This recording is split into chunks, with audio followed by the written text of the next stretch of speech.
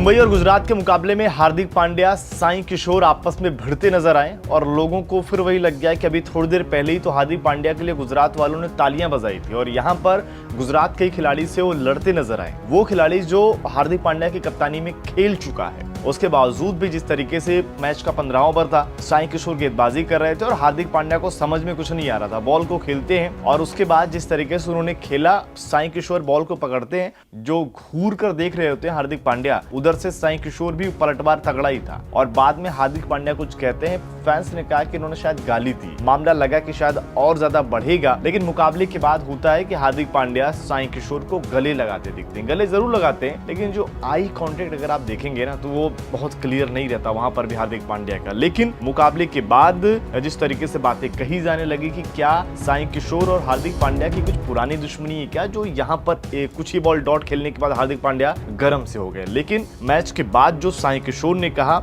वो कहीं ना कहीं इस पूरी लड़ाई में आपको ये बातें सुनकर अच्छी लगने वाली है, क्योंकि साई किशोर ने कहा कि नहीं, वह यानी कि हार्दिक पांड्या मेरे अच्छे दोस्त है, मैदान के अंदर ऐसा ही होना चाहिए। मैदान के अंदर कोई भी प्रतिद्वंदी हो सकता है, लेकिन हम चीजों को व्यक्तिगत रूप से नहीं लेते हैं, हम अच्छे प्रतिस्पर्धी हैं। मुझे लगता है कि खेल ऐसा ही होना चाहिए। यहाँ पर अगर आप देखिए, उन्होंने साफ तौर पे कह दिया, भाई देखिए मेरे सामने कोई भी बड़ा खिलाड़ी हो, वो मेरे लिए एक कॉम्पिटिटर के तौर पर ही है, मैं नहीं देखता कि कितना बड़ा खिलाड़ी है।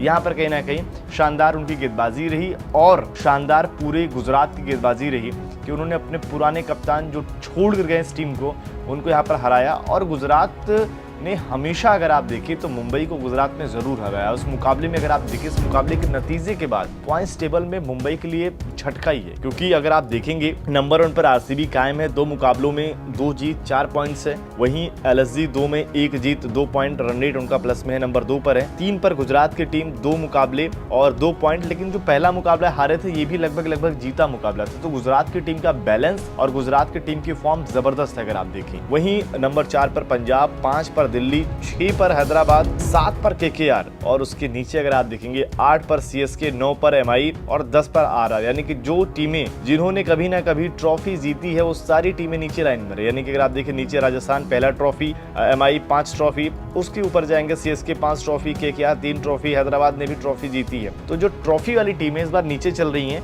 और इस बार ऐसा लग रहा है कि अभी का अगर आप पॉइंट्स टेबल देखेंगे तो आपको लग रहा है यार इस बार जो बैलेंस है, जो प्रदर्शन है, लग रहा है कोई नई ट्रॉफी जीतने वाली टीम आने वाली है। लेकिन मुंबई को सोचने की बात है, चलिए हार्दिक गुस्सा दिखा दे रहे हैं, टीम का प्रदर्शन नहीं हो पा रहा है, फाइनली कुछ करना पड़ेगा। इतना बदलाव हुआ इस टीम में, इतना बवाल हुआ इस टीम में, और नतीजा अगर पुराना ही मिलेगा तो फैंस तो नाराज होंगे और मुंबई के फैंस तो ज्यादा ही नाराज है। अगर आप देखें उस लेवल की अगर आप देखें जो फैन फॉलोइंग मुंबई की होती थी, उसमें गिरावट देखी जा रही है। आपको क्या लगता है कि क्या मुंबई इस बार पलटवार कर पाएगी? कमेंट करके